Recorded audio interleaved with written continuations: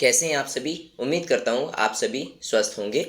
बहुत सारे स्टूडेंट्स ने कमेंट किया हुआ है, बहुत सारे कमेंट आ चुके हैं, पर्सनल मैसेज आ चुके हैं, कॉल आ चुके हैं और इसी टॉपिक पर मैंने ये वीडियो बनाने का पूरा प्रयास किया है। पूरा आपको समझाने का प्रयास करूँगा कि आखिर जो है आपको नोटिफिकेशन जो कल देखने मिला है वो एक जो भर्ती प्रक्रिया का दिशा निर्देश है उसको लेकर अभी जो है काफ़ी लोग पैनिक हो रहे हैं, टेंशन में आ रहे हैं। तो इसी टॉपिक पर लेकर मैं आपको थोड़ा सा एक वीडियो बनाऊंगा कि क्या इंपॉर्टेंट टॉपिक है। वीडियो आप पूरा सुनना, पूरा आप देखना। एक्चुअली क्या है कि सभी अभ्यर्थियों की कुछ ना कुछ अलग अलग मांगे होती हैं और सबको अपना अपना अधिकार है स्वतंत्रता का, वो अपना चाहे तो जो भी उसको करना है वो कर सकता है। बस सवाल ये होता है कि मुद्दा ऐसा होना चाहिए जो सच में सबके लिए होना चाहिए और कहीं ना कहीं जो है उसकी लड़ाई आप लड़ें तो सरकार उस पर जो है कंसीडर करे, सरकार उस मांग को मानने के लिए तैयार हो सके। इतने ज़्यादा आपकी संभावनाएं आप बना पाएँ उस मुद्दे को लेकर।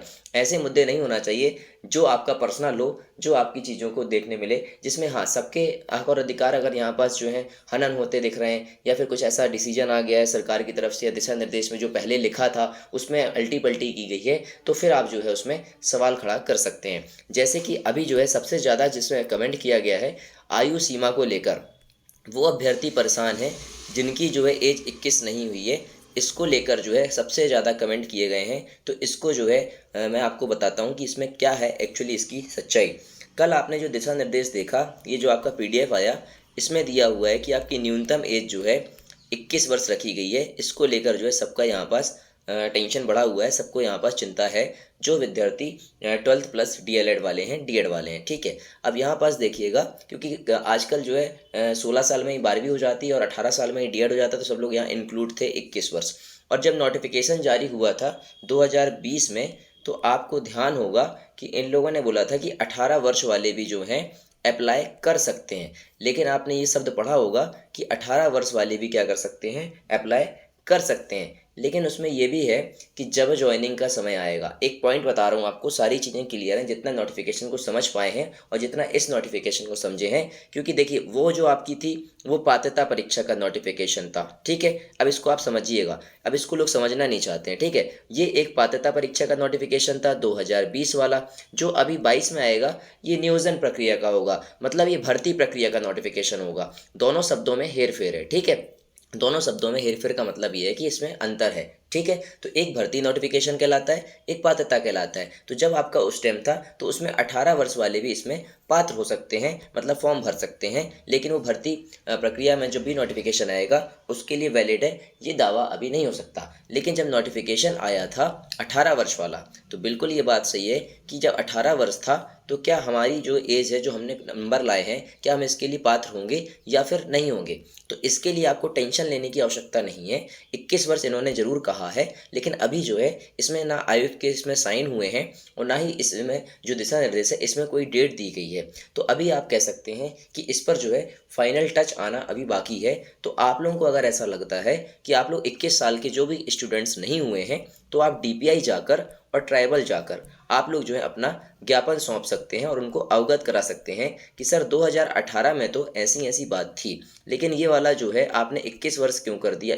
पहले तो 18 वर्ष आपने मांगा था और अब जो है 21 वर्ष आप न्यूनतम कह रहे हैं। तो सर हम लोगों ने जो मेहनत करके मार्क्स लाए हैं, सर हम क्या बाहर हो जाएंगे इस प्रक्रिया से, ये आप सवाल पूछ सकते हैं। इस टाइप का आप ज्ञापन बनाकर एक ठो ले जाकर डीपीआई में और ट्राइबल में दे सकते हैं। आप लोग आपस में अपनी टीम बना लीजिए, आपस में एकत्रित हो जाइए। हाँ, लेकिन जाना पड़ेगा भोपाल। ये नहीं कि घर बैठे सिर्फ आपका काम हो जाएगा या फिर कोई अकेला इंसान कर देगा, ऐसा नहीं होता है। आप लोगों को खुद इकट्ठा होना पड़ेगा, खुद आप लोगों को जो है एक एक दूसरे से बात करनी पड़ेगी, एक दूसरे के साथ आना पड़ेगा, एक दूसरे को लेकर जाना पड़ेगा। जिनको भी ऐसा लगता है कि भैया मैं 21 वर्ष का नहीं हो पा रहा हूँ, मेरे मार्क्स अच्छे हैं और पहले 18 वर्ष मांगा था, बिल्कुल ये एक ऐसा मुद्दा है जिस पे आप सवाल खड़ा कर सकते हैं। इसमें जो है काफ़ी स्टूडेंट्स जो हैं ऐसे हैं जो 18 से 21 के बीच के जिन्होंने फॉर्म भरा हुआ था। तो इस चीज़ को आप लोग जो है जाकर देख सकते हैं। ठीक है, तो यही आप लोगों का जो डाउट था इस पर मैंने आपको वीडियो बता दिया क्या इसकी बात है। हाँ, 2020 में ये कहा गया था कि आप 18 वर्ष के हैं तो फॉर्म अप्लाई कर सकते हैं, शब्द को समझिएगा, कर सकते हैं। ठीक है, तो आपने अप्लाई कर दिया, ओके।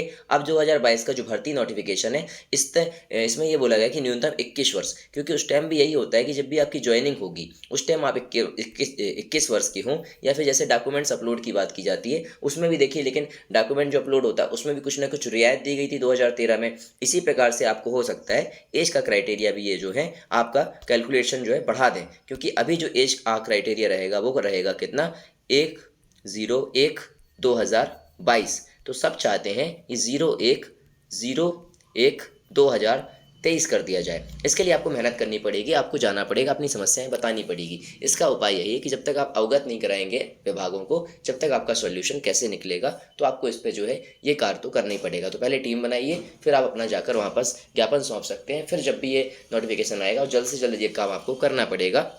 ठीक है, तो यही आपकी अपडेट थी। तो पैनिक ना होकर काम करने की बजाय बल्कि आप जो इसको सटीक तरीके से कार्य करिएगा। अभी ऐसा कहीं भी नहीं है कि आपको वैलिड किया गया है या फिर इनवैलिड कर दी गई, मतलब आप पात्र हैं या अपात्र हैं, ऐसा कहीं से कहीं तक अभी कुछ भी नहीं है। तो अभी आप प्रक्रिया से बाहर नहीं हुए, आप अपना जो है कार्य आगे जारी रख सकते हैं। उम्मीद करता हूँ कि आपको ये वाला जो डाउट था, मैंने लगभग सारे पॉइंट पकड़ने का प्रयास किया, जितना मैंने इसको जो है रीड किया है, इसको भी और पुराना नोटिफिकेशन को भी। तो उससे आप लोग जो है आगे ये बातें अपनी जो है सामने बता सकते हैं विभाग को। मिलता हूँ नेक्स्ट वीडियो के साथ। जय हिंद, जय भारत, जय जवान, जय किसान। Take care. जो भी चैनल पर नए आते हैं तो प्लीज़ चैनल को सपोर्ट एंड सब्सक्राइब करना मत भूलिएगा।